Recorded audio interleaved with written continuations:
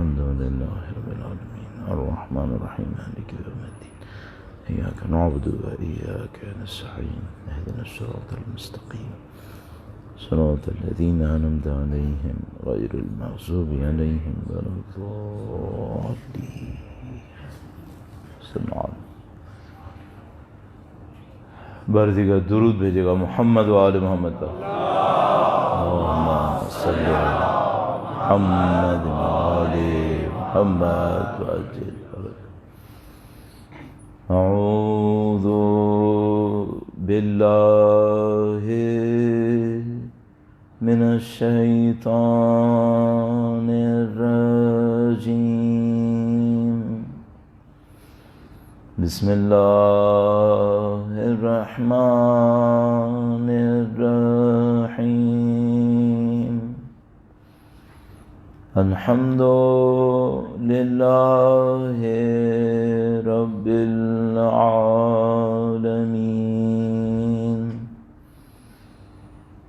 والصلاة والسلام على سید الانبیاء والمرسلین حبیب الہ العالمین ابی القاسم محمد صلی علی محمد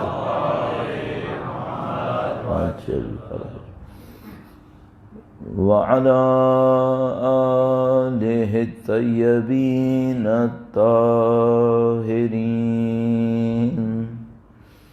سيما بقية الله في الأراضين.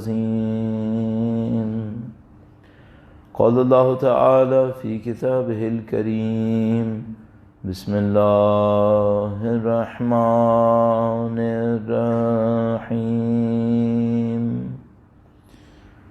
ام حسبت ان اصحاب الكهف والرقیم كانوا من آیاتنا عجبا. درود بھیجے گا محمد و آل محمد. صلی علی محمد و آل محمد وعجل فرجهم. پروردگار عالم کا انتہائی احسان ہے، انتہائی لطف و کرم ہے. اس نے ہمیں زندگی کے افراتفری سے محفوظ کیا، زندگی کے اندر جو انحرافات ہیں ان سے محفوظ کیا. سید الشہداء کی محبت نصیب فرمائی، قرآن کریم اہل بیت اطہار علیہ السلام کی ہدایت نصیب فرمائی. زندگی کے یہ اوقات ہم کہیں اور بھی گزار سکتے تھے، اور میں ہمیشہ یہ سوچا کرتا ہوں کہ انسان دنیا میں کہیں اور شیطان کی گمراہی سے پہنچ سکتا ہے، لیکن مجلس عذاب پہ گمراہی سے نہیں پہنچے گا. مجلس عذاب میں یقیناً خدا احسان کرے گا تو پہنچے گا. خدا کے دیے ہوئے اس احسان کا شکر بجا لانے کے لیے، تاکہ انشاءاللہ خدا اس نعمت میں اضافہ فرمائے. انشاءاللہ مرتے دموں تک ہمیں اہل بیت کے بہترین چاہنے والوں میں قرار فرمائے. نسلاً بعد نسلاً قیامت تک ہماری تمام نسلوں کو ان کے وفاداروں میں قرار فرمائے. انشاءاللہ ان کے وارث کا ظہور کا دن دیکھنا نصیب فرمائے. ان کی نصرت اور اس راہ میں شہادت نصیب فرمائے. انشاءاللہ تمام دعاؤں کی قبولیت کے لیے درود بھیجیں محمد و آل محمد. محمد آل محمد وعجل فرجہ. انسان کی زندگی میں پیچیدہ ترین چیزوں میں سے ایک چیز ہے، وہ انسان کا فیصلہ کرنا ہے. فیصلہ کرنا بہت پیچیدہ چیز ہے. یہ دنیا کے اندر جتنی بھی اسٹڈیز ہوتی ہیں مارکیٹنگ وغیرہ کے حوالے سے، اس کا ایک بہت بڑا عنصر یہ ہوتا ہے کہ انسان کے فیصلے کو تبدیل کرتے ہیں. جس انسان کو مثال کے طور پر یہ چیز نہیں خریدنی چاہیے وہ بھی خریدے، تو یہ فیصلے کو متاثر کرنا یہ بہت بڑا فرعونیت کا عمل ہے. ایک اعتبار سے انسانوں کے ارادوں کو اپنے کنٹرول میں لے لینا. فرعون یہی تھا. فرعون نے کہا کہ ما علمت لکم من الہ غیری، میں اپنے سوا تمہارے لیے کوئی خدا نہیں دیکھتا. یعنی خدا بھی ڈھونڈے گا تو کون ڈھونڈے گا؟ فرعون ڈھونڈے گا ہمارے لیے. ہمارے پاس یہ اختیار نہیں ہے کہ ہم خدا کو ڈھونڈیں، فرعون ڈھونڈ کے بتائے گا ہمیں۔ اسی طریقے سے جب وہ جادوگر ایمان لائے تو ان سے کہنے لگا کہ تم میری مرضی کے بغیر ایمان کیوں لائے؟ یعنی ایک آدمی ایمان لائے خدا کے اوپر، وہ بھی کس سے پوچھ کے لائے گا؟ اس سے پوچھ کے لائے گا، یہ ایمان لانے کی اجازت دے گا۔ تو جہاں کہیں بھی کوئی ایسی طاقت ہو جو انسانوں کے ارادوں کو اپنے کنٹرول میں لینے کی کوشش کرے اور اس کو سلب کرنے کی کوشش کرے تو وہ در حقیقت فرعونیت کا ایک مصداق بن جاتی ہے۔ اور مجھے ڈر یہ ہے کہ آج کے زمانے کا میڈیا شاید اس طرح کی ایک چیز بن گیا ہے کہ لوگوں کے ارادوں کو کیپچر کر رہا ہے اور لوگوں کے ارادے ان کے ارادوں سے، ان کے بنائے ہوئے منصوبوں سے متاثر ہو رہے ہیں۔ یہ بہت پیچیدہ ایک عمل ہے کہ انسان فیصلے کیسے کرتا ہے۔ آپ کسی کے سر کے اوپر طاقت کا استعمال کریں، شاید وہ اپنی ڈر سے، جان کے خوف سے، مال کے خوف سے اطاعت شروع کر دے، لیکن جب تک اس کا دل کنونس نہیں ہوا ہے یہ انسان زندہ ہے، یہ انسان زندہ رہے گا۔ یہ جو عمل ہے یہ انتہائی اہم ہے۔ ہمارے لیے کیوں اہم ہے؟ ہمارے لیے اہم عمل حسینیت اور سید الشہداء کے راستے پہ چلنے کے حوالے سے ہے۔ اس لیے عرض کروں گا آپ کی خدمت میں، درود بھیجے گا محمد و آل محمد، صلی علی محمد و آل محمد۔ دعا کے بعد، نماز کے بعد جو دعائیں پڑھی جاتی ہیں، اور یہ بھی عرض کرتا چلوں، ایران میں جب ہم لوگ قم میں تھے تو وہاں پر کچھ مؤذن تھے جو بہت مشہور تھے۔ ایک مؤذن تھے جن کی شاید والد بھی مؤذن تھے، تو شاید ان کو مؤذن زیادہ کہا جاتا تھا، یعنی مؤذن کا بیٹا۔ ان کی اذان بہت مشہور تھی، اور اس اذان کے بعد وہ کچھ دعا پڑھتے تھے مستحبات میں سے، اللہم اہدنا من عندک، اے خدا اپنی طرف سے ہماری ہدایت فرما دے۔ ہم خود ہدایت نہیں کر پائیں گے، اپنے بیس پہ چلیں گے، ہم ہدایت پہ نہیں رہیں گے۔ اللہم اہدنا من عندک، تو اپنی طرف سے ہماری ہدایت کر دے۔ ہمارے لیے فیصلے کا معاملہ کیوں سخت ہے؟ اس لیے سخت ہے کہ ہمیں پتہ ہے انسان جب بعض اوقات دوراہے پہ پہنچتا ہے ہمیشہ صحیح فیصلے نہیں کرتا۔ بعض اوقات بہت ساری پلاننگ کیے بیٹھا ہوتا ہے کہ ایسا کوئی موقع آیا تو میں یہ کروں گا، لیکن نہیں کرتا، کچھ اور ہو جاتا ہے۔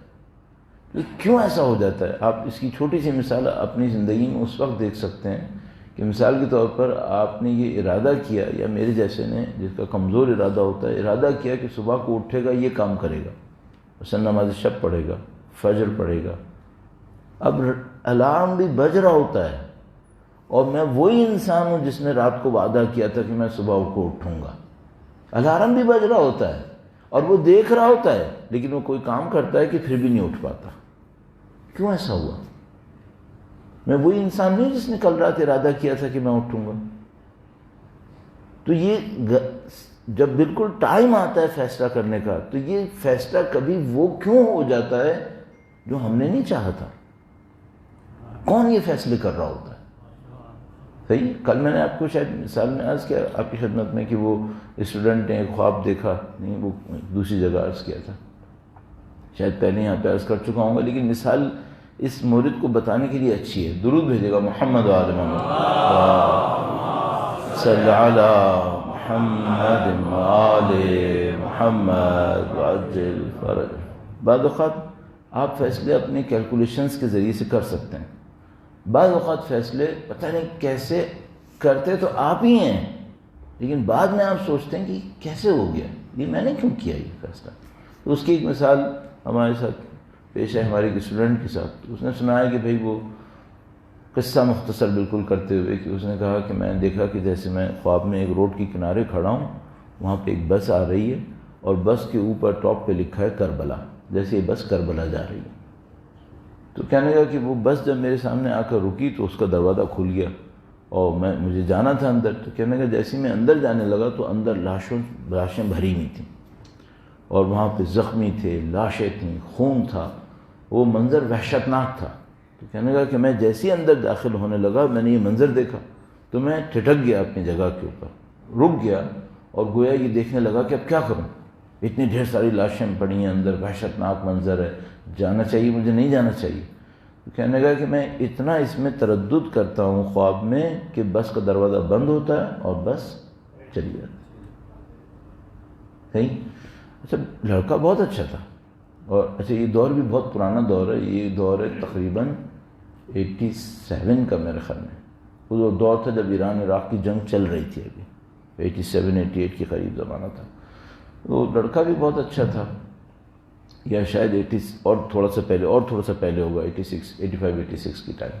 تو بہت اچھا لڑکا تھا. تو میں اپنے ذہن میں سوچنے لگا، وہ بہت افسوس کرنے لگا کہ مثلا یہ میرے ساتھ اپورچونٹی آئی، مس ہو گئی، یہ ہو گیا وہ ہو گیا. میرے ذہن میں یہ آیا کہ نہیں، یہ لڑکا خوش نصیب ہے.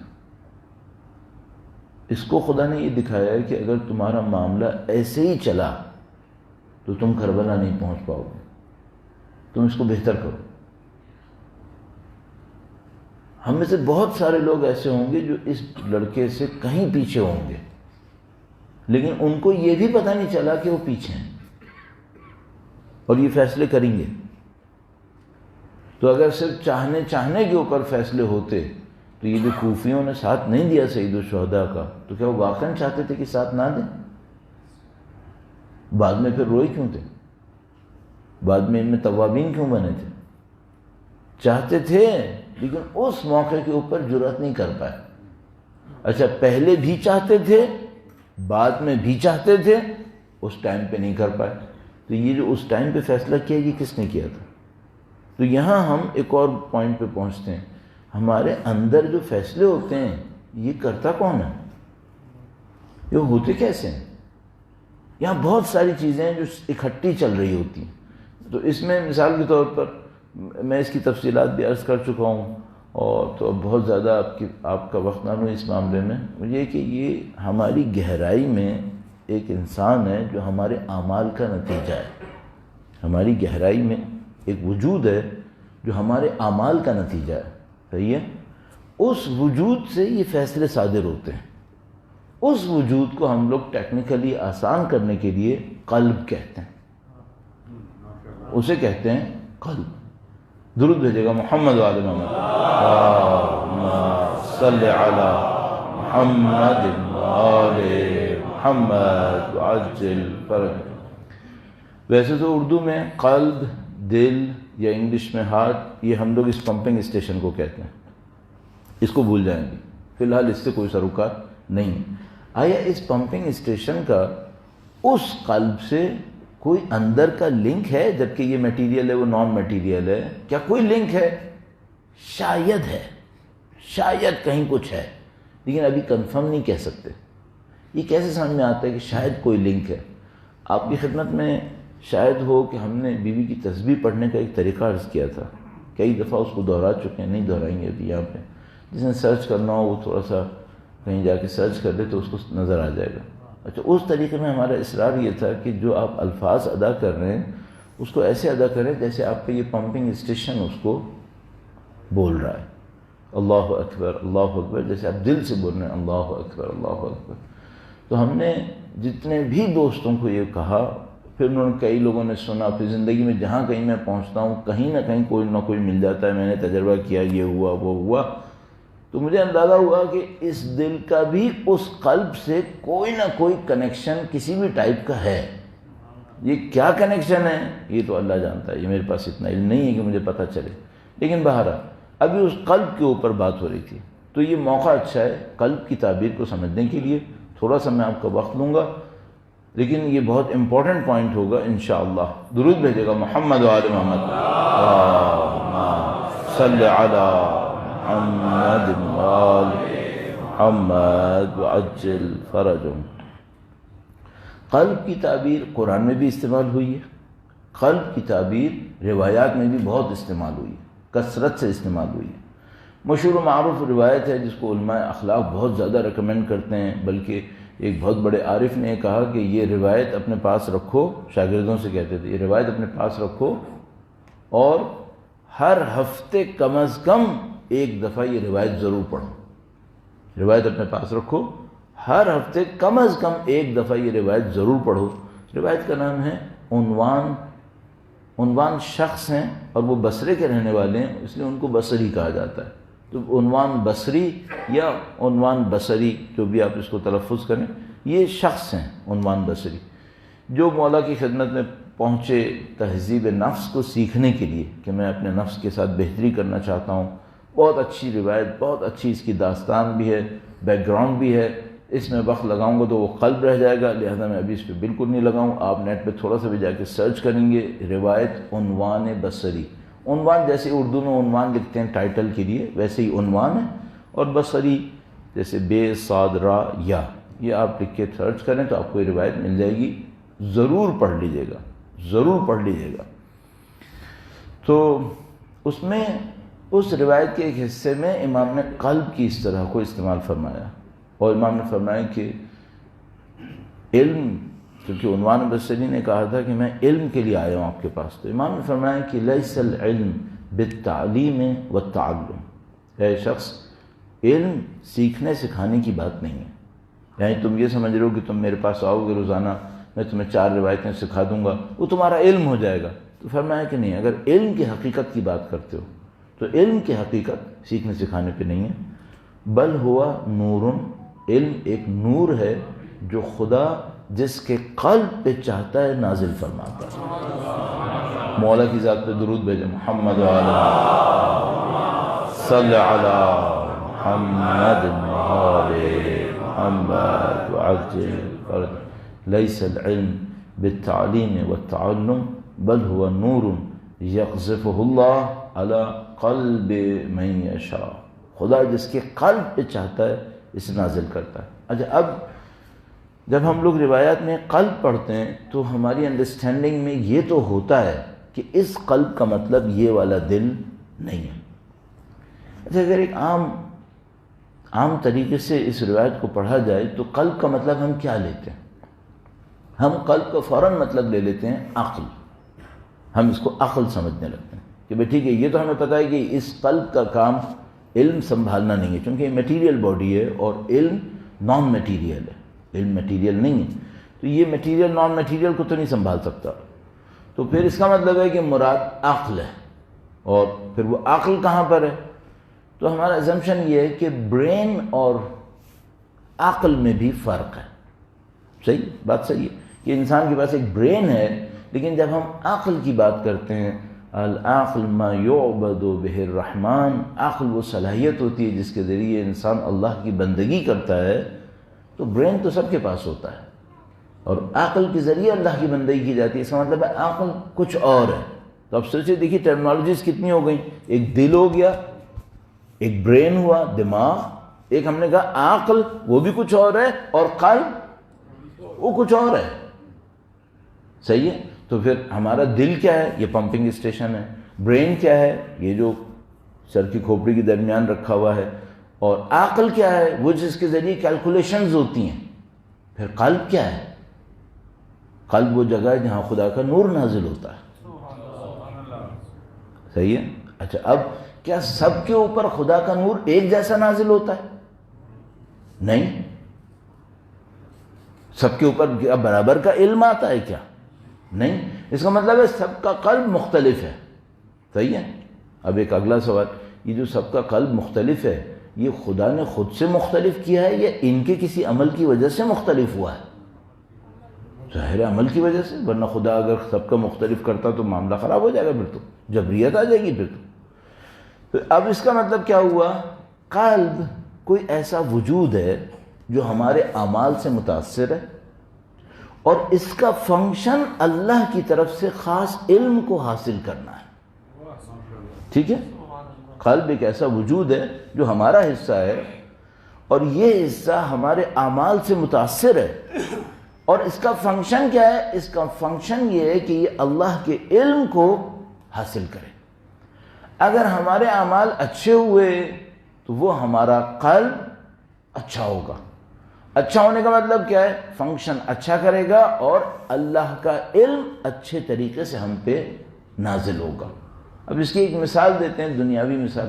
اس کی دنیاوی مثال یہ ہے کہ فرض کریں کہ آپ کے پاس ایک آئینہ ہے، اور سولر پینل بڑی اچھی مثال ہے۔ سولر پینل، آپ کے پاس سولر پینل ہے، آپ سولر پینل پہ جتنی زیادہ ڈسٹ پھیر دیں گے، پھینکیں گے، اس کی پروڈکٹیوٹی خراب ہو جائے گی، اور جتنا آپ کا سولر پینل صاف ستھرا ہوگا، جس کے اوپر ڈسٹ نہیں ہوگی، تو یہ اچھا لائٹ کو، سن لائٹ کو ریسیو کرے گا اور اس سے آپ کے لیے الیکٹریسٹی کو پروڈیوس کر کے دے گا.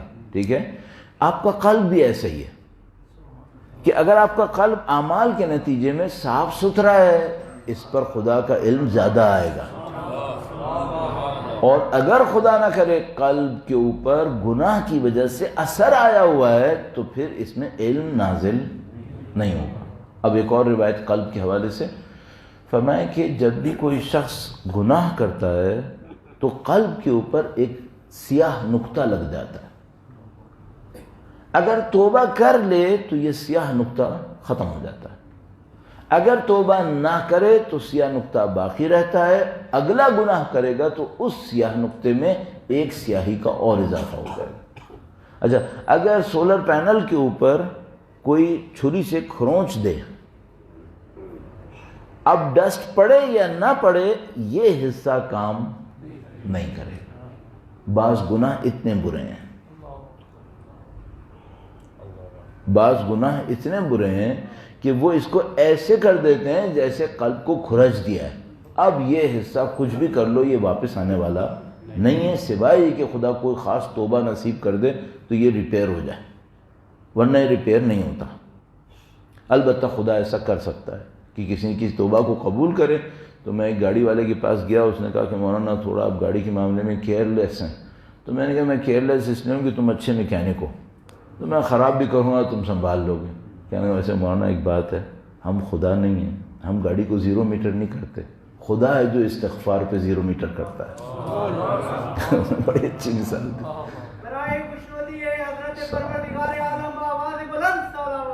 اللہم صلی علی محمد وآل محمد.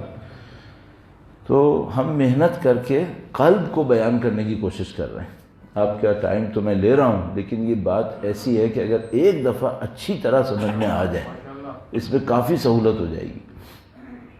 قلب ایک وجود ہے، ہمارا ہی وجود ہے. اس میں ہمارے اعمال کی وجہ سے اچھائی آتی ہے، نعوذ باللہ تعالی ہمارے اعمال کی وجہ سے برائی بھی آ سکتی ہے. روایت نے کہا کہ اگر ایک گناہ کرو تو ایک سیاہ نقطہ پڑے گا، استغفار کرو تو برطرف ہو جائے گا، نہیں استغفار کیا تو یہ سیاہ نقطہ اپنی جگہ پہ جم جائے گا. دوسرا گناہ نعوذ باللہ، تیسرا، چوتھا، پانچواں. انہوں نے کہا کہ بعض اوقات قلب سیاہ نقطوں سے اتنا بھر جاتا ہے کہ پھر اس قلب میں کوئی علم نازل نہیں ہوتا. اس کا مطلب کیا ہے؟ خدا کی طرف سے جو خاص ہدایت ملنی تھی، اللہم اہدنا من عندک، اس قلب کے اوپر اس دعا کا اثر نہیں ہونے والا. کیوں؟ خدا تو ہدایت دینا چاہتا ہے، اس نے خود ہی اپنے ریسیور کو خراب کر لیا ہے.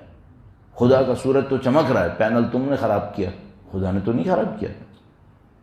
تو اس نے اپنے دل کو اتنا کیا. اس کے بعد روایت نے یہ بھی فرمایا کہ بعض لوگوں کے دل صرف سیاہ نہیں ہوتے، سخت بھی ہو جاتے ہیں، اور بعض کے دل پتھر بن جاتے ہیں. پھر ایک آیہ کریمہ نے کہا کہ نہیں، پتھر نہیں، پتھر سے بھی زیادہ سخت ہوتے ہیں، کیونکہ پتھر پہ تو پھر پانی پڑ پڑ کے کبھی سوراخ بن جاتا ہے. ان کے دلوں پہ خدا کا کوئی اثر نہیں ہوتا. تو یہ گناہوں کا اثر ہے، گناہوں کا اثر ہے. تو اس وجہ سے گناہ بڑی خطرناک چیز بن گئی کہ گناہ کا اثر صرف یہ نہیں ہے کہ قیامت کے دن اس کا عذاب اٹھانا ہے. گناہ کا اثر یہ ہے کہ اس دنیا میں بھی ہدایت کے دروازے بند ہونے ہیں. اب قلب وہ ہے جس کے اوپر کالا نقطہ، سیاہ نقطہ پڑ جاتا ہے. یہ جو قلب ہے، اگر اس کے اوپر یہ سیاہ نقطے نہ ہوں یا کم ہوں اور اس کی تازگی اور اس کی لائٹ ابھی باقی ہو تو یہ کیا کرتا ہے؟ یہ دو کام کر رہا ہوتا ہے.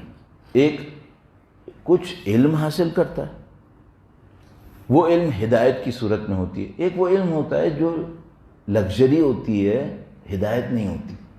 مثال عرض کر دیتا ہوں. مثلا آپ کو یہ پتہ چل گیا کہ اس مسجد کے اندر پر اسکوائر فٹ کتنا لوہا لگا ہے، کتنا سریا لگا ہے، کتنا سیمنٹ لگا ہے، کتنا کلر خرچ ہوا ہے، بلڈنگ بننے کے اوپر کتنا پیسہ لگا ہے. اس سے کیا مسجد کے فنکشن میں بہتری آ گئی آپ کے لیے؟ اس سے کیا ہے؟ یہ علم نہیں ہے کیا؟ علم تو ہے، لیکن اس کا ہدایت سے کوئی تعلق نہیں.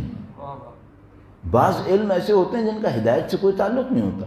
یہ جو قلب ہے یہ اس علم کو ریسیو نہیں کرتا جس کا ہدایت سے کوئی تعلق نہیں ہوتا. اس قلب کی نیچر ایسی ہے کہ یہ وہی علم لیتا ہے جس کا تعلق 100% ہدایت سے ہوتا ہے، 100% ہدایت سے. تو خدا نہ کرے نعوذ باللہ تعالیٰ اگر کسی کا یہ قلب ڈیمیج ہو جائے، اس کا مطلب کیا ہے؟ اس کو خدا کی خاص ہدایت ملنا بند ہو جاتی ہے. ہدایت ملنا بند ہو جاتی ہے. ایک اور چیپٹر بھی ہے جو اس کے ساتھ ہی اس کے لیے مشکل پڑ جاتا ہے. وہ کیا؟ بعض لوگوں کو کسی کام کی توفیق ملتی ہے. توفیق ملتی ہے کیا مطلب؟ کسی کے لیے فلاں کام کرنا سخت ہوتا ہے، خدا کسی کے لیے آسانی کر دیتا ہے، اس کے لیے آسان ہو جاتا ہے. یہ بھی دعاؤں میں ہے، اللہم یسر لی ما اخاف تعسیرا، خدا جس کام کی سختی سے میں ڈر رہا ہوں تو اس کو میرے لیے آسان کر دے. یسر لی امری واحلل عقدۃ من لسان، اے خدا تو میرے کام کو میرے لیے آسان کر دے. اس کو ہم کہتے ہیں توفیق. التوفیق من اللہ، آپ نے دیکھا ہوگا کہیں لکھا ہوا. تو یہ قلب دو کام کرتا ہے، اللہ کی ہدایت لیتا ہے، خدا کی طرف سے خاص توفیقات بھی اسی قلب کے اوپر نازل ہو رہی ہیں. کون سی توفیقات؟ جن کا تعلق عمل سے ہوتا ہے. چونکہ یہ قلب عمل کے معاملے میں بہت زیادہ امپورٹنس رکھتا ہے، اس کا تعلق صرف عمل سے ہے، اس کا تعلق محض علم سے نہیں ہے. اس خاطر اس قلب کو عقل عملی بھی کہتے ہیں. یہ ایک ٹرمنالوجی ہے جو ہمارا کوئی طالب علم دوست ہوتا تو بہت خوش ہوتا کہ سمجھ میں آ گیا کہ عقل عملی کہتے کس ہیں. اس خاطر اس کو عقل عملی بھی کہتے ہیں. بس عقل عملی وہی قلب ہے. تو اب یہ قلب کیا ہوا؟ انسان کے اندر ایک وجود ہے، اس وجود کا انحصار ہمارے اعمال کے اوپر ہے. اس وجود کے ذریعے سے اللہ کی ہدایت ریسیو کی جاتی ہے، اس کے ذریعے سے خدا کی توفیقات ریسیو کی جاتی ہیں، وہ علم حاصل کیا جاتا ہے، نورانیت حاصل کی جاتی ہے، وہ توفیقات حاصل کی جاتی ہیں جن کا براہ راست تعلق عمل سے ہوتا ہے. صحیح؟ اب اگر کبھی میں یہ احساس کروں کہ میرے عمل میں کوتاہی آ رہی ہے، صحیح ہے، اس کا مطلب کیا ہوگا؟ اس کا مطلب ہے میرے قلب کے اوپر کل کوئی ضربہ لگ گیا ہے. میں اس کو اس طرح سے ایک اور ذرا سا فریز چینج کرتا ہوں. درود بھیجے گا محمد و آل محمد. پانی لیں، پانی پئیں. بار دیگر درود بھیجیں محمد و آل محمد. اللہم صلی علی محمد و آل محمد وعجل فرج. ہم نے عرض کیا کہ انسان کبھی اپنی زندگی میں احساس کرتا ہے کہ میرے عمل میں کوتاہی ہو رہی ہے. اچھا میں اپنے اوپر رکھ کے عرض کر دیتا ہوں آپ سے. بھائی میں طالب علم ہوں، میں نے طالب علمی کے دوران کچھ کتابیں پڑھی ہیں، کچھ مختلف جگہوں سے علم حاصل کیا. خدا نہ کرے نعوذ باللہ تعالی اگر آج میں کوئی گناہ کروں، کیا میرا جو علم میں نے حاصل کیا ہے وہ ختم ہو جاتا ہے؟ چلیے ایک اور طریقے سے، کیا گناہگار عالم نہیں ہوتے؟ ہوتے ہیں. کیا عالم گناہ نہیں کرتے؟ کرتے ہیں. عالم گناہگار ہوتے ہیں، گناہگار علم رکھتے ہیں. تو یہ علم اور گناہ یہ تو مل جاتے ہیں، اس کا مطلب ہے ہاں مل جاتے ہیں. تو کون سی چیز ہے جو نہیں ملتی؟ قلب کی صفائی گناہ کے ساتھ نہیں ملتی. تو اگر کوئی شخص گناہ کرتا ہے تو علم ہاتھ سے نہیں جاتا، قلب ہاتھ سے جاتا ہے. علم تو دماغ میں رہ جاتا ہے، وہ تو برین کی ایک ایکٹیویٹی ہے. وہ جو سادہ سودہ علم ہے، رٹا رٹایا علم ہے، یہ جو آپ بعض اوقات دیکھتے ہیں نا کہ آدمی تو گناہگار ہے لیکن تقریر بڑی زبردست کرتا ہے، تو وہ تقریر اپنے اس دماغی علم سے کر رہا ہوتا ہے. اور قلب کی کیا پوزیشن ہے؟ قلب خدا جانتا ہے پھر کیا ہے. تو آپ جب بھی اپنے اندر تھوڑی کم عملی احساس کریں، فوراً اپنے قلب کو چیک کریں. قلب کو کیسے چیک کروں بھائی؟ جا کے دیکھیے کوئی عمل تو ایسا نہیں ہوا جس کی وجہ سے مصیبت آئی ہے. صحیح ہے. تو اب تک کیا طے ہوا؟ وہ یہ ہوا کہ بھائی انسان کے اندر ایک قلب ہے، اس قلب کا تعلق اعمال سے ہے. اعمال اچھے ہوتے ہیں، قلب صاف ستھرا ہوتا ہے، انلائٹڈ ہوتا ہے، اس کے اوپر اللہ کی نورانیت برس رہی ہوتی ہے. وہ خدا کا علم ہوتا ہے، خدا کی ہدایت ہوتی ہے، خدا کی توفیق ہوتی ہے، سب کا تعلق عمل سے ہوتا ہے۔ جس کا قلب اچھا ہوگا اس کا عمل اسی حساب سے قطعاً اچھا ہوگا، جس کا عمل اچھا ہوگا اس کا قلب اچھا ہوگا۔ آخری بات اس سلسلے میں، فیصلے کرٹیکل ڈیسیشنز کہاں سے آتے ہیں؟ سادہ سودے فیصلے عقل سے آتے ہیں، کرٹیکل ڈیسیشنز جن کا تعلق ہدایت اور گمراہی سے ہوتا ہے وہ قلب سے آتے ہیں۔ اس خاطر کرٹیکل ٹائم کے اوپر اندر کی پاکیزگی ضروری ہے، عقل پہ انحصار نہیں کر سکتے۔ اگر آپ نے ایک سادہ فیصلہ کرنا ہے، آج 2 بجے کھانا کھانا ہے یا 3 بجے کھانا کھانا ہے، یہ آپ کا عقل کرے گا، اس میں کوئی مسئلہ نہیں۔ اب ایک کرٹیکل ڈیسیشن آ گیا جس کا تعلق کس سے ہے؟ ہدایت اور گمراہی سے ہے۔ اب اس کو میں چھوٹے لیول کے اوپر دیکھوں تو مثال کے طور پر آپ نے مثلا اس مجلس میں آنا ہے یا نہیں آنا ہے، ٹھیک ہے، اور آپ کی جو عقل کی کیلکولیشن ہے وہ ہو چکی ہے کہ آپ نے جانا ہے۔ اب اگر پھر بھی کوئی نہیں آیا ہے اور مجھ سے کوئی پوچھے اب کیوں نہیں آئے تم، تو اس کو جا کے دیکھنا پڑے گا یہ قلب کی کوئی کارروائی ہو گئی ہے، اس قلب میں کوئی حرکت کی ہے جس کی وجہ سے میں نہیں آ پایا ہوں۔ صحیح؟ تو کرٹیکل ڈیسیشنز جن کا تعلق ہدایت گمراہی سے ہوتے ہیں وہ کہاں سے ہوں گے؟ قلب سے ہوں گے۔ اچھا اگر قلب صحیح نہیں ہوا فیصلے غلط ہوں گے، فیصلے غلط ہوں گے۔ اب آپ کے سامنے میں نے کسی حد تک یہ عرض کر دیا کہ آپ کو اور مجھے عمل کیسے کرنا ہے۔ اب ایک مثال میں اس کو تطبیق کرتے ہیں، امپلیمنٹ کرتے ہیں، اور انشاءاللہ اپنے معاملے کو جو ہم نے موضوع لیا تھا اس کو اختتام تک پہنچانے کی کوشش کرتے ہیں۔ درود بھیجے گا محمد و آل محمد، صلی علی محمد و آل محمد وعجل فرج۔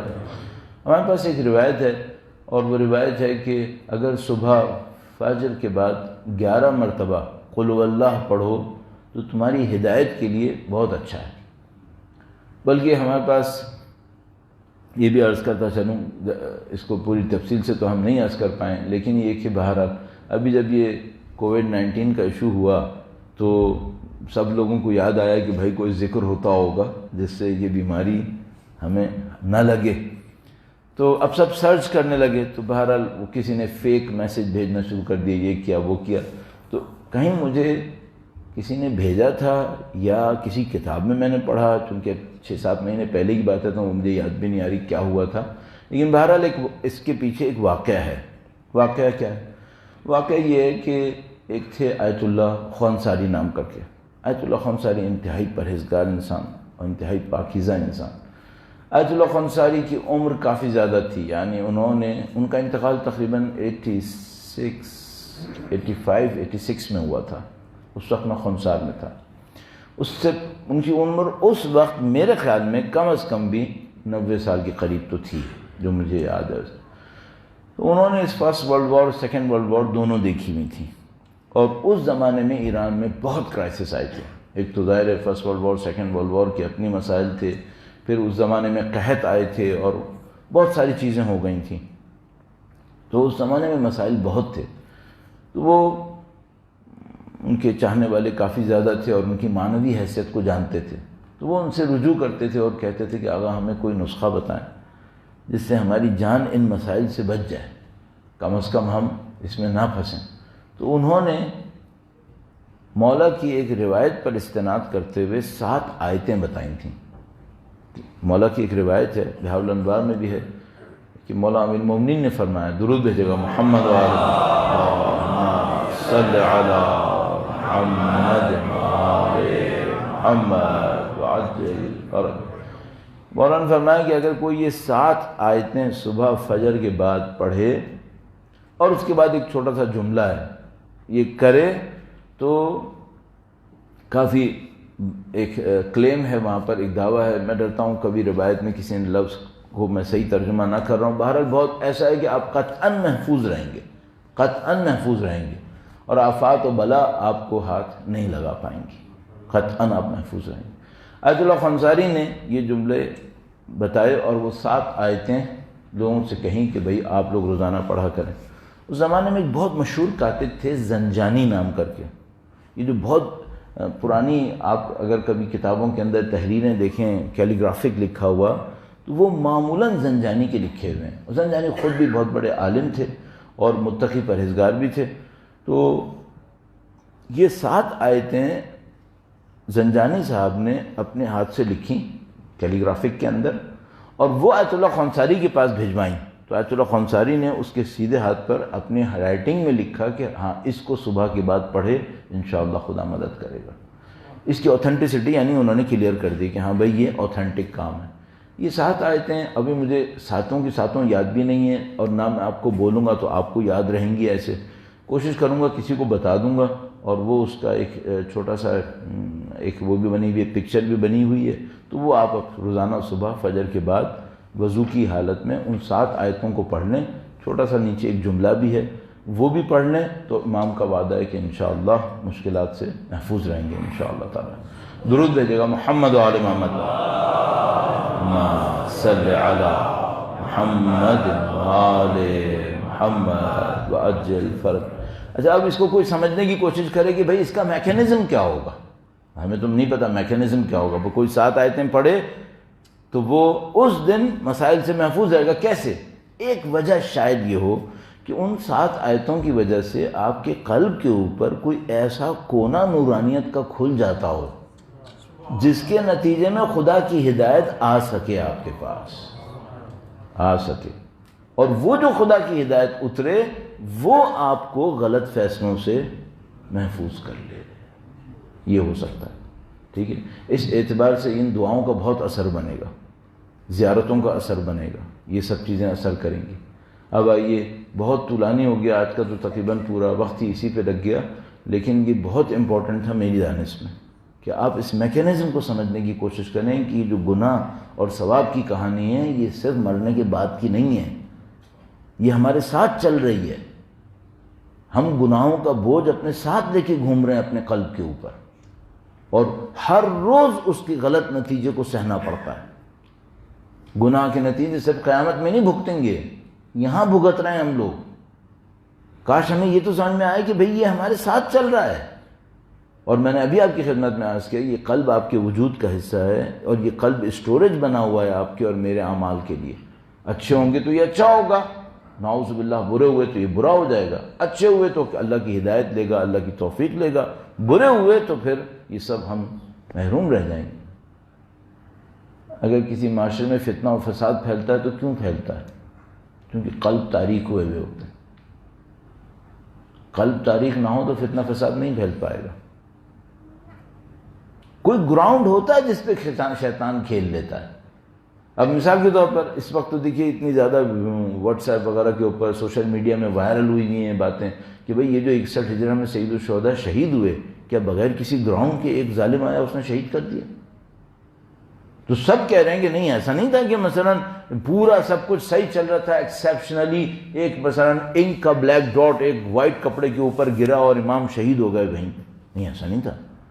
یہ تاریکی پہلے کہیں معاشرے کے اندر پھیلی ہوئی تھی جس کے اندر یہ موقع ہوا کہ سید الشہداء جیسی نورانیت ان مسائل سے گزری. تو یہ جو تاریکی پہلے سے پھیلی ہوئی تھی وہ تاریکی کس چیز کی تھی؟ کیا لوگ نماز نہیں پڑھ رہے تھے؟ قرآن نہیں پڑھ رہے تھے کیا؟ تاریکیت کیا تھی پھر وہ؟ تو وہ کہتے ہیں بھئی دنیا میں جو سب سے گندی تاریکی ہے. اب اس تاریکی کا مطلب کیا ہے؟ تاریکی کا مطلب ڈارکنس, فزیکل ڈارکنس نہیں ہے, قلب کی تاریکی. ظاہر ہے وہ قلب کا بلیک ڈاٹ جو ہوتا ہے وہ ڈارکنس کریٹ کرتا ہے قلب کے اوپر. تو کہتے ہیں قلب کی سب سے گندی جو سیاہی ہوتی ہے وہ کیا ہوتی ہے؟ قلب کی سیاہی کا مطلب کیا ہے؟ اب اس کے اوپر ہدایت نہیں آنی ہے. وہ کیا ہے؟ تو وہ کہتے ہیں لذات میں ڈوب جانا, لذتوں کے پیچھے بھاگنا. کسی بھی قسم کی مادی اور مادی لذت لے لیجئے, جاہ طلبی لے لیں, اپنی شو بازیاں, نہیں معلوم جنسی لذات, مادی لذات, کھانے پینے کی لذات. زندگیوں کا لذات میں غرق ہونا قلب کی سیاہی لے کے آئے گا. اور جب یہ قلب سیاہ ہوں گے ان کے فیصلے غلط ہوں گے. ان کے فیصلے پھر اتنے غلط ہوں گے, اتنے غلط ہوں گے کہ ان کے سامنے امام مظلوم ذبح ہو رہا ہوگا, انہیں کچھ نہیں ہوگا. ان کے فیصلے اتنے غلط ہو جائیں گے. یہ سب قلب کی سیاہی کا اثر ہوتا ہے. اور میں نے عرض کر دیا قلب کی سیاہی کہاں سے آتی ہے؟ یہ سیاہی آتی ہے جن لذتوں کو خدا نے حلال نہیں کیا تھا ان کے پیچھے بھاگنا، اس سے آتی ہیں سیاہی۔ جب ایک سیاہی چھا جاتی ہے پھر معاشرے کے اندر جو ظلم کرنا ہو، جو ستم کرنا ہو کرو، کوئی کسی کا پوچھنے والا نہیں ہوتا۔ اب میں وہ ایک حدیث شریف آپ کی خدمت میں پرسوں عرض کی تھی، کل سوچا تھا اس کو بیان کروں گا، پھر وہ رہ گئی تھی، میں دوبارہ وہ حدیث عرض کرتا ہوں، اس سے کنیکٹ کرتا ہوں اور موضوع کو انشاءاللہ اختتام تک لے کے جاتے ہیں۔ درود بھیجے گا محمد و آل محمد، صلی علی محمد و آل محمد وعجل فرج۔ من حاول امرا بمعصیت اللہ، اگر کوئی شخص اللہ کی معصیت کر کے کسی کام کو انجام دے، افوت لما یرجو، جس چیز کو حاصل کرنا چاہتا ہے وہ اور تیزی سے اس کے ہاتھ سے جائے گی، وہ اسرع لمجیء ما یحذر، اور جس چیز کے آنے سے ڈر رہا تھا وہ چیز اور تیزی سے آئے گی۔ بھئی ایک آدمی چاہتا تھا اپنی اولاد کو خوش کرے، اس اولاد کو خوش کرنے کے لیے اس نے گناہ کا راستہ پکڑ لیا۔ اب جو چیز سب سے پہلے وہ کھوئے گا وہ کیا ہے؟ جس کو لینے کے لیے اس نے یہ کیا تھا۔ اس نے کیا لینے کے لیے یہ گناہ کیا تھا؟ اولاد کی محبت۔ اس کا مطلب ہے سب سے پہلے تو یہ اولاد کی محبت سے محروم رہ جائے گا، ایک بات۔ دوسری بات یہ کہ یہ کس چیز سے ڈر رہا تھا؟ یہ ڈر رہا تھا مثلا معاشرے کے اندر میری بے عزتی نہ ہو جائے۔ اس کا مطلب کیا ہے؟ اب یہ بے عزتی ہوگی اور تیزی سے ہوگی۔ تو افوت لما یرجو، جس چیز کی اس کے اندر خواہش تھی وہ بہت تیزی سے اس کے ہاتھ سے نکل جائے گا، فوت ہو جائے گا وہ۔ اسرع لما یحذر، اور جس سے یہ ڈر رہا تھا وہ اور تیزی سے اس کی طرف آئے گی۔ یہ اللہ کا قانون بنا ہوا ہے۔ اچھا اب اگر خدا نہ کرے نعوذ باللہ تعالیٰ کسی معاشرے کے اندر یہی قانون چل پڑے کہ لوگ اپنے اپنے کاموں کو صرف گناہوں کے ذریعے سے کرتے ہیں، صرف گناہوں کے ذریعے سے کرتے ہیں، تو پھر کیا ہوگا؟ پھر یہ ہوگا کہ اس معاشرے کی جو خواہش ہے وہ قطعاً اس کو نہیں ملے گی، وہ چیز نہیں ملے گی اسے۔ اچھا اس کو بھی سمجھ میں آئے گا کہ مجھے نہیں ملی ہے، بعض اوقات سمجھ میں آئے گا، بعض اوقات بہت دیر میں سمجھ میں آئے گا۔ یہ جو خداوند متعال فرماتا ہے نا کہ ہم گناہ گاروں کو آگ میں جلائیں گے، یہ آگ یہاں بھی ہے، نوعیت تبدیل ہو جاتی ہے۔ بندوں کو دیکھا ہے حسد میں پڑے ہوتے ہیں، جیلسی میں، تو روایت نے کیا کہا جیلسی آگ ہے۔ جو انسان جیلسی میں ہوتا ہے اس کی زندگی آپ دیکھیں گے سب کچھ ہوگا، اس پہ کڑ رہا ہوگا کہ اس کے پاس کیوں ہے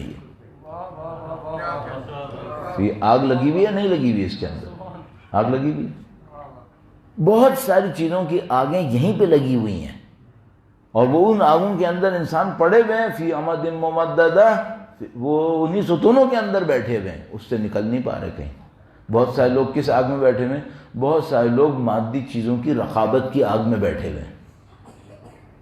ایک چیز لے کر آتے ہیں گھر، اس سے پہلے کہ اس سے مزہ لیں ان کو ایک اور چیز سمجھ میں آ جاتی ہے کہ وہ بھی ہونی چاہیے تھی، اور ساری زندگی اسی آگ میں جلتے رہتے ہیں کہ یہ بھی ہوتا، یہ بھی ہوتا، یہ بھی ہوتا۔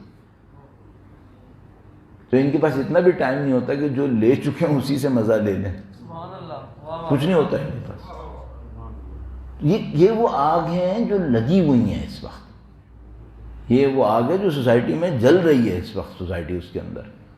تو اب یہ آپ سے اس کو دیکھ رہے ہیں بھائی، اب اگر امام دیکھ رہے ہیں کہ لوگوں کے اندر تاریکی آ گئی ہے، فتنہ فساد پھیل گیا ہے، فیصلے مسلسل غلط کر رہے ہیں، اپنی بنائی ہوئی آگوں کے اندر جل رہے ہیں، اب امام حل کیا کریں، کیسے پیش آئیں؟ سب سے پہلا اصول ہمدردی کا اصول، ہمدردی دکھاؤ۔ اچھا اگر انسان ایک دوسرے کے لیے ہمدردی دکھائیں گے تو کیا ہوگا؟ پہلا تو قلب پہ یہ اثر ہوگا کہ قلب کے اندر تاریکی کم ہونا شروع ہو جائے گی۔ دوسرا اثر یہ ہوگا کہ جن آگوں کے اندر یہ جل رہے ہیں اس آگ کی انٹینسٹی کم ہونا شروع ہو جائے گی۔ پھر امام کیا چاہیں گے؟ امام یہ چاہیں گے یہ اللہ سے لو لگائیں، اللہ سے لو لگائیں۔ کیا مطلب اللہ سے لو لگائیں؟ سادہ سی بات، مثال کے طور پر کہیں اپنی خاموشی سے بیٹھ جائیں، خدا سے گفتگو کریں، خدا کے سامنے اقرار کریں، خدا کے سامنے اپنے گناہوں کی توبہ کریں اور چند آنسو بہائیں، تو مثال کے طور پر روایتوں میں لکھا ہے کہ یہ جو آنسو ہیں یہ پل صراط کے نیچے جو آگ لگی ہے اسے بجھا دیتے ہیں. جو آنسو اللہ کی راہ میں بہتے ہیں وہ آنسو پل صراط کی آگ کو بجھا دیتے ہیں تاکہ انسان سکون سے جنت کی طرف جا سکے، اسے کوئی مشکل پیش نہ آئے. تو مثال کے طور پر یہ اہل بیت کا طریقہ کار. اب ہم بالکل چونکہ اختتامی لمحات میں، تو مثلا کیا عرض کریں، پریکٹیکلی کیا کریں آپ؟ پریکٹیکلی یہ کر لیجئے کہ آپ کے پاس ان تمام چیزوں کو ڈیل کرنے کے لیے کوئی نہ کوئی منصوبہ بنا ہوا. مثلا اب یہاں سے چونکہ ایکشن پلان ہے، 1 2 3 کچھ پوائنٹ عرض کروں گا اور یہ لب لباب ہوگا اس ساری گفتگو کا. پروردگار انشاءاللہ ہمیں اور آپ کو عمل کرنے کی سعادت نصیب فرمائے گا انشاءاللہ. درود بھیجے گا محمد و آل محمد صلی علی محمد محمد وعجل فرج. دیکھیے ہم سب کو معلوم ہے کہ حساب لینے والا حساب لے گا، اس میں کوئی شبہ نہیں. وہ چیزیں بھی ہمارے سامنے لائے گا جن کو ہم ایسا بھلا چکے ہیں جیسے ہوئی ہی نہیں تھی. میں اگر 50 سال سے اوپر میری زندگی ہے تو میں نے 8 سال میں 10 سال میں جو دیکھا ہے وہ تھوڑا تھوڑا مجھے یاد ہے. جتنا کچھ یاد ہے سب جمع کروں نا 1 دن کی کارروائی نہیں بنے گی، جبکہ 2 سال تھے. یہ میں نے بھلا دیا ہے، کیا خدا نے بھلایا ہے؟ بھول جاؤ کہ خدا بھلائے گا، خدا نہیں بھلاتا. جب میں 15 سال کا تھا تو بالغ ہو گیا تھا. 15 سے لے کے 18 سال تک جو میری زندگی گزری وہ 3 سال تھے. جتنا بھی جتن کر لوں اس 3 سال کو یاد کروں، جتنا بھی یاد کروں گا 2 دن 3 دن بھی نہیں بنیں گے. تو میں 3 سال کو بھول گیا، اس سے مجھے زیادہ سے زیادہ جو یاد ہیں وہ 2-3 دن یاد ہیں. تو کیا خدا بھول گیا ہے کیا؟ نہیں، خدا نہیں بھولا. تو اب پہلا ٹاسک جو میرے اور آپ کے سامنے آتا ہے وہ یہ کہ بھائی ہماری پچھلی زندگیوں میں کچھ غلطیاں ہوئی ہوئی ہیں، ان کو نپٹانا کیسے ہے. اور اگر کوئی یہ سمجھ رہا ہے کہ یہ انڈر کارپٹ ڈالنے سے ختم ہو گئی ہیں تو بھول جاؤ یہ بھی. من یعمل مثقال ذرۃ خیرا یرہ من یعمل مثقال ذرۃ شرا. کہیں ایسا ہے کہ 100 سال کے بعد اگر انسان عمر کر لے تو اس نے جو 17 سال کی عمر میں گناہ کیے ہوتے ہیں وہ خود بخود آبسلیٹ ہو جاتے ہیں، ختم ہو جاتے ہیں. فرمایا اگر 1000 سال بھی عمر کرو نا تو عذاب سے بچ نہیں پاؤ گے. 1000 سال بھی عمر کرو تو اگر کسی نے 1000 سال عمر کی تو 18 سال کی عمر میں اگر کوئی گناہ کیا تو وہ خود بخود 1000 سال گزرنے کی وجہ سے ختم ہو جائے گا. کہیں اور تو ختم نہیں ہوگا، ابھی اس کے قلب پہ بھی اس کا اثر باقی ہے. کہیں اور نہیں، اس کے قلب کے اوپر ابھی اس کا اثر باقی ہے. کون سے گناہ کا؟ جو 18 سال کی عمر میں کیا تھا. کیوں باقی ہے؟ ابھی اس نے توبہ نہیں کی اس کے اوپر، ابھی اس نے توبہ نہیں کی. سب سے بڑا کام اس وقت، پہلا کام وہ کیا ہے؟ پچھلے گناہوں کی استغفار. کیوں؟ یہ قلب کے اندر چپکے ہوئے ہوں گے اور یہ نہ خدا کی ہدایت آنے دیں گے نہ اللہ کی توفیق برسنے دیں گے. یہ اپنی مصیبت لے کے بیٹھے رہیں گے. انہوں نے یہ گویا یہ وہ پارٹ ہے آپ کے سولر پینل کا جس کے اوپر کسی بھی وقت کلر کرتے ہوئے کسی نے ڈاٹس گرا دیے تھے. اب آپ نے اوپر سے ڈسٹ تو پھیر دی ہے لیکن وہ ڈاٹ کلیئر نہیں کیے آپ نے. سولر پینل افیکٹو نہیں ہے وہاں پر. آپ کو استغفار کرنی ہے. اب آپ کیا منصوبہ بنائیں گے؟ میں آپ کی خدمت میں صرف اتنا عرض کر سکتا ہوں، طالب علم ہونے کے ناطے ہر روز کم از کم 70 مرتبہ استغفار کرنا آپ کی زندگی کا حصہ ہونا چاہیے. کم از کم صبح کریں، شام کریں، دوپہر کریں، رات کریں، اس سے کوئی غرض نہیں ہے. کم سے کم 70 مرتبہ استغفار کریں اور وہ استغفار ایسا ہو جس میں پرانے گناہوں کو جتنا ممکن ہے یاد کر لیجیے. جتنا ممکن ہے، جتنا ڈیٹیل میں ممکن ہے. یہ بھی میں اس بات کو عرض کرتا چلوں، آج تھوڑا سا وقت لے لیں گے کیونکہ بعد میں مجلس بھی نہیں ہے اور مجھے اس کو اختتام تک لے کے جانا ہے. ویسے کل آپ کا ورکنگ ڈے ہے لیکن زیادہ وقت نہیں لیں گے انشاءاللہ، جلد سے ختم کرتے ہیں. یہ میں عرض کر رہا تھا کہ جب انسان مرنے لگتا ہے تو مرنے سے کچھ منٹس پہلے اس کے اوپر ایک حالت طاری ہوتی ہے جس کو سکرات الموت کہتے ہیں۔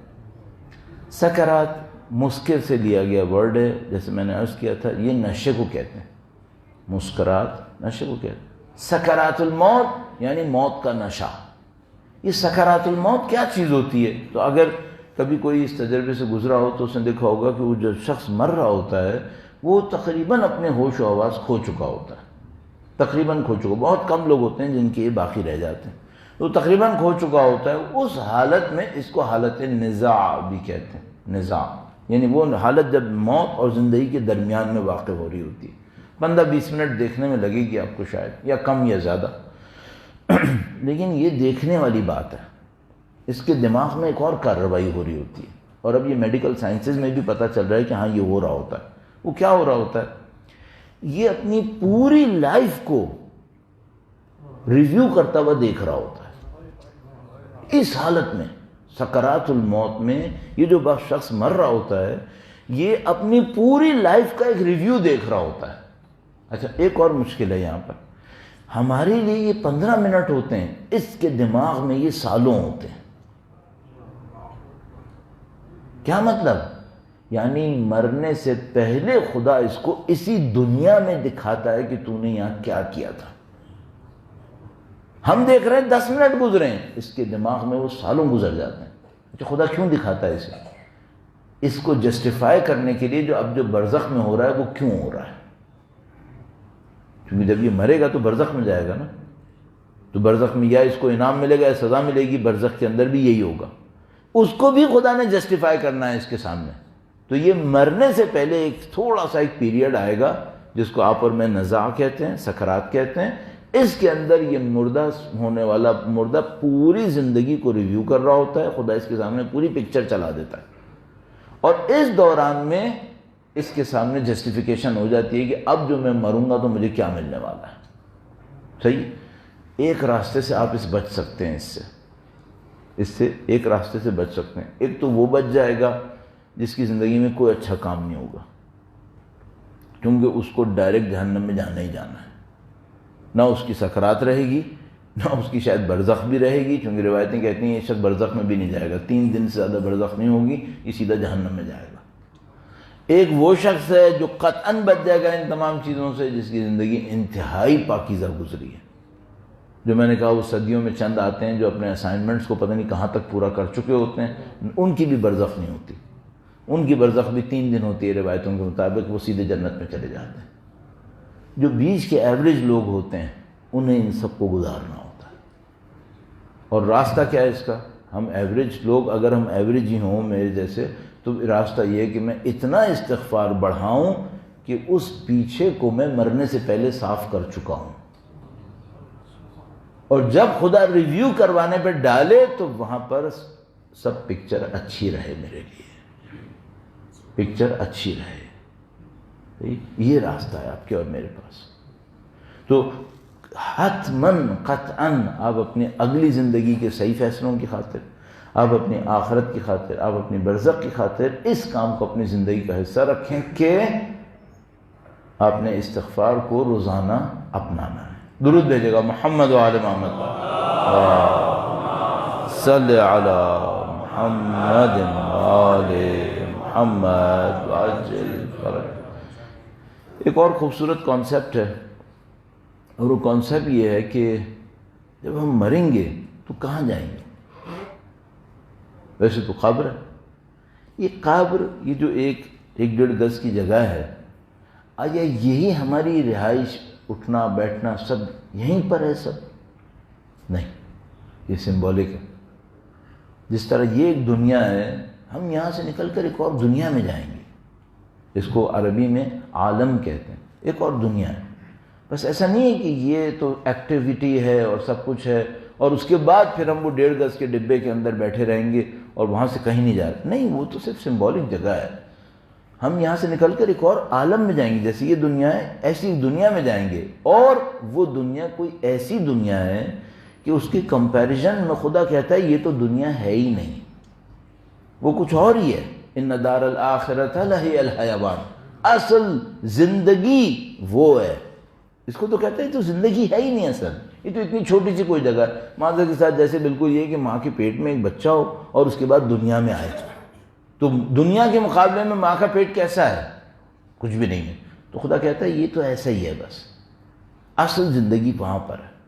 تو ہم اور آپ بہت وسیع جگہ پہ جانے والے ہیں، صحیح ہے، اور ہمیں اور آپ کو بار بار کہا جاتا ہے کہ بھئی وہاں جانے کی تیاری کرو. تو میرے ذہن میں ایک بات آتی ہے، بچکانہ سی بات ہے ویسے، اب میں کیا 50 سال کے اوپر جا کے بچکانہ بات سوچوں گا، لیکن بہرحال میرے ذہن میں ہمیشہ یہ آتا تھا کہ بھائی یہاں پر بھی انسان وہ اچھا زندگی گزارتا ہے جس کے رابطے ہوں، جس کی دوستیاں ہوں، غم گسار لوگ ہوں، چاہنے والے لوگ ہوں، اس کی زندگی اچھی گزرتی ہے. تو میں نے کہا بھائی جب میں نے جانا ادھر ہی ہے تو ادھر میرا حلقہ احباب ہونا چاہیے، ایک ذرا جان پہچان لوگوں کے درمیان ہونی چاہیے.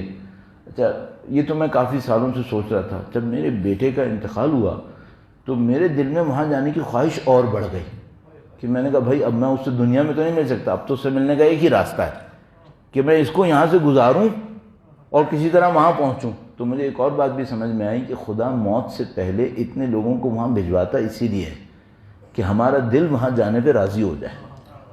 تو شاید یہ بھی ایک کام ہے خدا کا. چلو ٹھیک ہے، یہ بھی ہو گیا الحمدللہ. تو مجھے ایک بات سمجھ میں آئی کہ بھائی آپ وہاں جانے سے پہلے اپنی، معذرت کے ساتھ جملہ اچھا نہیں رہے گا شاید، اپنی پارٹی مضبوط کر لیں. پارٹی مضبوط کیسے کریں؟ جو وہاں پہ بڑے لوگ ہیں ان سے آپ کا رابطہ بننا چاہیے. جو اس دنیا کے بڑے ہیں ان سے آپ کا رابطہ ہونا چاہیے، ان سے آپ کا ایک کنیکشن، ایک لین دین ہونا چاہیے تاکہ کل آپ وہاں جائیں تو آپ کو تنہائی کا احساس نہ ہو. اچھا اس دنیا کے جو بڑے ہیں وہ نبی اور اولاد نبی ہیں، اور تو وہاں پہ کوئی ہے نہیں. اللہم صلی علی محمد وآل محمد وعجل فرجہ. وہ تو جتنے بھی ترم خان اس دنیا کے ہیں وہ ادھر ہی کے ہیں. وہ جو پڑھا اچھا وہ فرید صاحب امجد صابری نے بھی پڑھا تھا اس کو، تو مر ذرا لحد میں جا پھر پتہ چلے گا کہ حسین کیا ہے. ہاں ہم سب کو معلوم ہے کہ یہ ترم خان جو یہاں پہ بنے ہوئے ہیں یہ یہاں کے ہیں، اور اس دنیا کو ذرا سا گزار لو، پھر جو کچھ وہاں پر ہے وہ صرف اہل بیت ہیں، اہل بیت ہیں اور ان کے چاہنے والے. تو عزیزو یہ جو دو کام ہو گئے، ایک تو پیچھے سے گناہوں کو صاف کرو، دوسرا اپنی پارٹی مضبوط کرو. یہ ڈیلی کی بیسس پہ ہونا چاہیے. اب آپ اور میں مجلسوں میں آتے ہیں الحمدللہ رب العالمین، ڈیلی کی بیس پہ وہ کام کیا ہے؟ ڈیلی کی بیس پہ کوئی کام ہونا چاہیے. تو یہاں پہ ہمیں سمجھ میں آتا ہے، اہل بیت ہم سے کہتے ہیں، علماء عرفاء کہتے ہیں بھئی ہر روز امام حسین کی کوئی ایک زیارت ضرور کر لو، کیونکہ وہاں تو سب کچھ امام حسین ہے، وہاں تو جو کچھ ہے امام حسین ہے، حکم انہی کا ہی ہے اور کوئی مسئلہ نہیں ہے اس کے اندر، اس کے سوا کچھ نہیں. تو آپ اور میں ڈیلی کے بیسس پر سید الشہداء کی کوئی ایک زیارت، اب آپ کو زیارت عاشوراء لے لو، زیارت اربعین لے لو، زیارت وارثہ لے لو، کوئی اور زیارت آپ کو زیارت جامع کبیرہ لے لو، زیارت امین اللہ، حسب توفیق جو بھی نصیب ہوتی، لیکن کوئی ایک زیارت لے لو. یہ آپ نے ڈیلی کی بیسس پہ کرنی ہے، اور اس میں آپ کا ہدف اور مقصد صرف اتنا ہے کہ آپ نے کہنا ہے مولا اس دنیا میں بھی آپ کے غلام ہیں، اس دنیا میں بھی آپ کے محتاج ہیں، ہمیں آپ سے تعلق جوڑنا ہے اپنا. یہ ایک بات ہوگی. ایک اور بات کیا آپ سمجھ میں آئی؟ میں نے کہا بھائی میں آج دیندار فرض کریں تھوڑا بہت دین میرے پاس ہے، تھوڑا بہت میں نے طالب علمی میں وقت گزارا ہے، تو میں مدیون ہوں کچھ مرحومین کا، انہوں نے کچھ کیا ہے میرے لیے تو میں یہاں آیا ہوں، ٹھیک ہے نا. تو یہ احسان فراموشی ہے کہ جن سے میں نے زندگی میں کچھ لیا ہو میں انہیں اس دنیا میں کچھ نہ دوں، یہ احسان فراموشی ہے. خدا احسان فراموشی پسند نہیں کرتا. تو آپ کا اس دنیا کے زندوں سے اور اس دنیا کے مردوں سے دعا کا، فاتحہ کا کوئی تعلق ہونا چاہیے. یہ تیسری بات ہے. بس ایک آپ کا استغفار تاکہ پیچھے کے گناہوں کو صاف کر دیں، ایک آپ کا تعلق منبع نورانیت سے، اہل بیت اطہار علیہ السلام سے اور ان کی سمبولک شخصیت سید الشہداء. تیسری بات کیا ہوئی؟ بھائی اس دنیا میں بہت سارے لوگ ہیں جو میرے کبھی کام آئے ہیں، مثلا میں اپنی زندگی میں سوچتا ہوں بھائی جب میں بچہ تھا تو مثلا میرے ماموں نے، میری خالہ نے، میرے چچا نے، میرے نانا نے، دادا نے کبھی میرے ساتھ نیکیاں کی ہیں، میرے والدین نے میرے ساتھ نیکیاں کی ہیں، میرے بھائی رہے، میرے دوست رہے، اساتذہ رہے، پتہ نہیں کتنے لوگ ہیں جنہوں نے میرے ساتھ نیکیاں کی ہیں، کتنی شخصیتیں ہیں جن سے میں براہ راست رابطے میں نہیں تھا لیکن میں نے ان سے کسب فیض کیا ہے، ان سے سیکھا ہے۔ یہ جو میں ابھی آپ کے سامنے نام لے رہا ہوں، مثلا آیت اللہ قاضی طباطبائی کا شاید کبھی نام لیا، علامہ طباطبائی کا نام لیا، یہ سب لوگوں سے ہم نے سیکھا ہے کچھ نہ کچھ۔ انہیں ہم کچھ دینے نہیں، دیں انہیں کچھ، ان سب کے ہم مخروض ہوئے ہیں۔ تو آپ کی اور میری زندگی میں ایک حصہ، تیسرا جو میں پوائنٹ آؤٹ کرنا چاہ رہا ہوں وہ یہ ہونا چاہیے جس میں ہم اپنے جو دنیا سے رخصت ہو گئے انہیں کچھ دیں، اور ایک حصے میں جو دنیا میں ہم سے وابستہ ہیں انہیں کچھ دیں۔ حتیٰ وہ جن کو بظاہر آپ یہ سمجھ رہے ہیں کہ آپ ان سے وابستہ نہیں ہیں، وہ آپ سے وابستہ ہے، تب بھی آپ در حقیقت ان سے وابستہ ہیں، تو مثال کے طور پر میں اپنے بچوں سے وابستہ ہوں یا نہیں ہوں؟ بھائی یہ میری بہت بڑی روحانی اور نفسانی ضرورت ہے جو میرے بچوں کے ذریعے سے پوری ہو رہی ہے، اور اگر کسی کی عقل میں یہ بات نہیں آ رہی تو صرف 2 منٹ کے لیے سوچتے اگر اولاد دشمن ہو جائے تو کیا ہوتا ہے؟ تو وہ وابستہ نہیں ہے، ہم بھی وابستہ ہیں، شاید ہم زیادہ وابستہ ہیں، اور جتنی عمر گزرتی چلی جائے گی نا، جسمانی وابستگی نہ بھی ہو، نفسانی وابستگی بڑھتی چلی جائے گی۔ اس کو آپ ابھی میرے ہاتھ سے لے لیں جو جوان ہیں کہ آپ اتنے طاقتور نہیں ہیں، آپ سمجھ رہے ہیں کہ آپ طاقتور ہیں، آپ بہت حقیر ہیں اور آپ بہت وابستہ ہیں، اس کو سمجھ لیں ابھی سے۔ ہم انسانوں کے بہرحال محتاج ہیں، اگر یہ نہیں ہوتا نا تو خدا ہمیں انسانوں کے درمیان خلق نہیں کرتا، ہمیں جنگلوں پہاڑوں میں رکھتا خدا، یہ ہے ہم۔ تو تیسرا جو چیپٹر ہے وہ یہ کہ دینا ہے دوسروں کو۔ کیسے دینا ہے؟ ایک سورہ فاتحہ پڑھ لو جس میں جتنے مرحومین کو شامل کر سکتے ہو نام لے لے کے شامل کرو، اور ایک مثال کے طور پر فرض کریں نماز شب میں یا کہیں پر بھی آپ اللہم اغفر کر کے اے خدایا ان کی مغفرت فرما، نام لو، خدایا ان کی مغفرت فرما، کوئی دعا دو انہیں۔ تو دینے کا حصہ آپ کا زندہ رہنا چاہیے، مرحومین کو دینے کا، زندوں کو دینے کا۔ تو یہ وہ ہے جس میں کسی کا کچھ نہیں جا رہا، نہ پیسے کا معاملہ ہے نہ کسی کا معاملہ ہے، صرف توجہ کا معاملہ ہے۔ صحیح؟ یہ 2-4 کام آپ اپنی زندگی میں کرتے رہیں تاکہ میری اور آپ کی زندگی میں ہمارا قلب نورانیت کو حاصل کرتا رہے مسلسل۔ قلب نورانیت حاصل کرتا رہے گا تو کیا ہوگا؟ گناہوں کا اثر، گناہوں سے ہم کافی حد تک محفوظ رہیں گے۔ اور یہ سب باتیں میں نے آپ کی خدمت میں عرض کر لیں، ان سب کے ساتھ جو بات طے شدہ ہے جس میں کوئی شبہ نہیں ہے وہ کیا ہے؟ بھئی اب گناہوں کے ساتھ نورانیت نہیں آتی ہے، گناہوں کو ترک کرنا پڑتا ہے۔ اس کو کوئی بھول جائے کہ میں صبح کو نماز شب پڑھوں گا، زیارت عاشورہ پڑھوں گا، 100 دفعہ استغفار کروں گا، پوری دنیا کے لیے استغفار کی دعا کروں گا، اور دوپہر کو دھڑلے سے گناہ کروں گا، شام کو گناہ کروں گا، صبح کو پھر یہی کر دوں گا، معاملہ صحیح ہو جائے گا۔ نہیں صحیح ہوگا، گناہوں کے ساتھ صحیح نہیں ہوگا، گناہوں کو ترک کرنا پڑے گا۔ جو آپ کو اور مجھے پتہ ہے کہ ہماری زندگی میں غلط ہے اور گناہ ہے، اس کو ترک کرنا پڑے گا، اس کے بغیر یہ کام صحیح نہیں ہو سکتا ہے۔ درود بھیجے گا محمد و آل محمد، صلی علی محمد و آل محمد وعجل فرج۔ کچھ گناہوں کو آپ اوور نائٹ چینج کر سکتے ہیں، ایک رات میں تبدیل کر سکتے ہیں۔ کچھ گناہوں کو شاید آپ ایک رات میں نہ چھوڑ سکیں تو تدریجاً چھوڑنے کی کوشش کریں، اللہ سے ہدایت مانگتے رہیں، کیونکہ خدا نہ کرے نعوذ باللہ تعالیٰ اگر ایسا نہیں ہوا تو پھر نتیجہ خراب بھی ہو سکتا ہے۔ ٹھیک ہے، یہ وہ مختصر طریقہ کار تھا جو ہمیں سمجھ میں آیا فتنہ اور فساد کے اندر، اور یہ اہل بیت اطہار علیہ السلام کی تعلیمات سے جو چند نکات تھے جو میں نے آپ کی خدمت میں اس چیپٹر میں عرض کیا۔ پروردگار انشاءاللہ ہم سب کو فتنہ و فساد سے محفوظ فرمائے، انشاءاللہ اہل بیت اطہار علیہ السلام کی نورانیت پر باقی رہنے اور چلتے رہنے کی سعادت نصیب فرمائے انشاءاللہ۔ ایک بار پھر وقت کے امام کے حضور ادائے احترام و ظہور کی تعظیم کے لیے درود بھیجیں محمد و آل محمد، صلی علی محمد و آل محمد وعجل فرج۔ قساوت قلب کی بات ہوئی تھی آپ سے۔ بہت سارے کام انسان کو ایسے کرنے ہوتے ہیں جس سے دل نرم رہے، اور یہ جو سید الشہداء کا ذکر ہمیں ملا ہوا ہے، یہ جو عزاداری ہمارے پاس ہے، یہ دلوں کو نرم کرنے کا سمجھنے اس سے بہتر نسخہ کوئی نہیں ہو سکتا تھا۔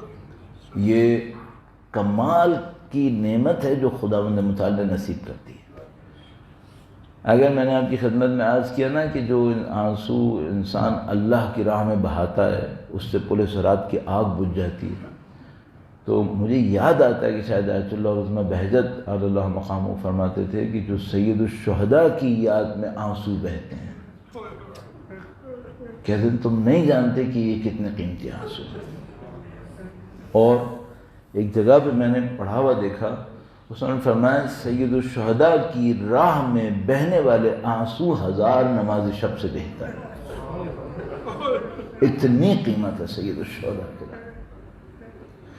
اگر کوئی واقعاً اپنے دل کے اندر سید الشہداء کی محبت کے سائے میں اس غم کو احساس کر لے اور اس غم کے نتیجے میں یہ امام حسین کی راہ میں رونا شروع کر دے، نہیں معلوم کتنی کائنات کی آسانیاں اسے نصیب ہوتی ہیں۔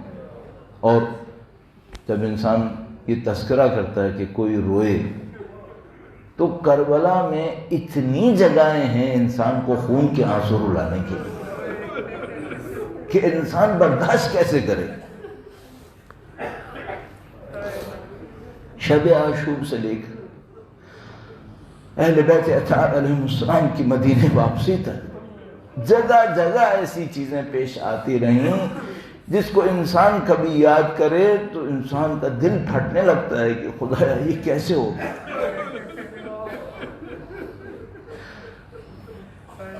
یہ کہ اہل بیت اطہار بنی ہاشم شمشیر ہاتھ میں لے کر میدان میں جائیں، دشمنوں کا مقابلہ کریں، یہ ترہ امتیاز ہے، یہ بنی ہاشم کا فخر ہے۔ دشمن کا مقابلہ کرتے تھے شمشیر سے، لیکن یہ کہ وہ جو شمشیر ہاتھ میں رکھتا ہو اس کے بازو قلم ہو جائے،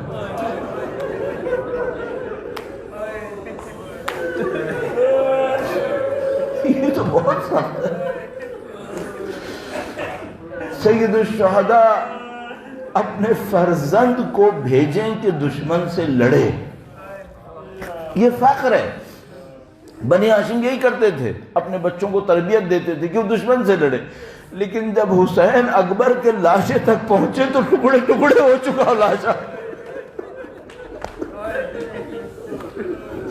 اور یہ بوڑھا باپ جوان کی لاشا اٹھائے، یہ تو بہت سخت بات ہے۔ یہ کہ اہل بیت اطہار علیہ السلام اللہ کی راہ میں قربانی دیں، یہ ان کا تو امتیاز ہے، ان کا فخر ہے۔ لیکن عزیزو، پشت گردن سے خنجر چلے،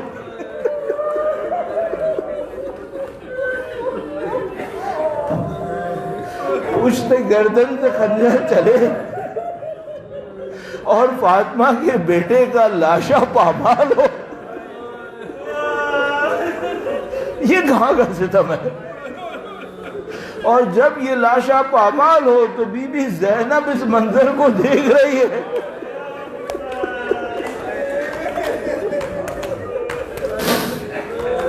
یہ کہاں کا ستم ہے؟ بنی ہاشم اپنے جوانوں کو قربان کریں اللہ کی راہ میں، یہ معمول ہے، بنی ہاشم نے ہمیشہ یہ کیا ہے، لیکن مظلومہ بہن 18 بھائیوں کے لاشوں کے درمیان سے گزرے، یہ کہاں کی رسم ہے؟ یہ لڑیں اور دشمن کے سامنے قربانیاں دیں، یہ قبول ہے، لیکن خاندان اسیر بنے، بازوؤں میں رسیاں بندھیں، بازاروں درباروں میں لے جائے جائیں اور سروں کو نیزوں پہ گھمایا جائے،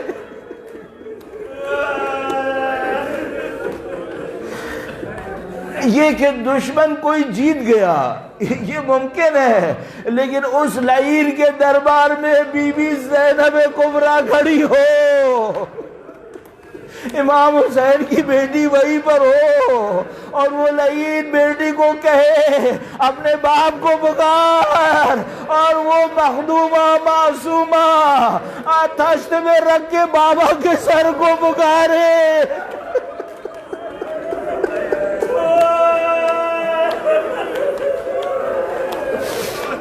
قیدی بنے اور قید خانے میں کم سن بچی باپ کے غم میں روئے اور اس کے سامنے سر رکھا جائے، اس پہ روتے روتے مر جائے، نہ کفن ملے، لاشا قید خانے میں دفن ہو۔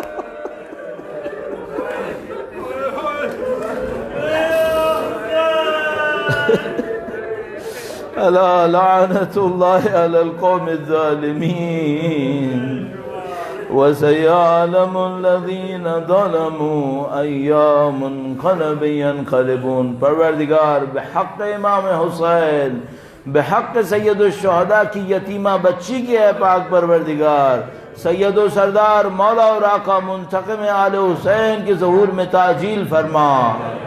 اے خدایا امام برحق کے ظہور مبارک میں تعجیل فرما، ان کے نام کے صدقے میں تمام ظالموں کو نیست و نابود فرما۔ اے پاک پروردگار مولا وقت کے امام کے صدقے میں ہمارے بیماروں کو شفا نصیب فرما، ہمارے مرحومین کی مغفرت فرما، ہم سب کو شفاعت اہل بیت نصیب فرما۔ اے پاک پروردگار دنیا میں جو کوئی جہاں کہیں بھی سید الشہداء کے غم میں بیٹھا ہے، خدایا اس کی جان مال عزت و آبرو کی حفاظت فرما۔ تمام دشمنان اہل بیت قابل اصلاح نہ ہو تو باصل جہنم فرما۔ اے پاک پروردگار تجھے واسطہ نبی اولاد نبی کا ہمیں امام کی نصرت کی سعادت نصیب فرما، اس راہ میں شہادت نصیب فرما، قیامت تک ہماری تمام نسلوں کو اہل بیت کے علم تقوی پرہیزگاری اور ان کی راہ میں شہادت نصیب فرما۔ ربنا تقبل منا انك انت السميع العليم وتب علينا انك انت التواب الرحيم بجاه نبيك وعترته الطاهرين۔ اللہ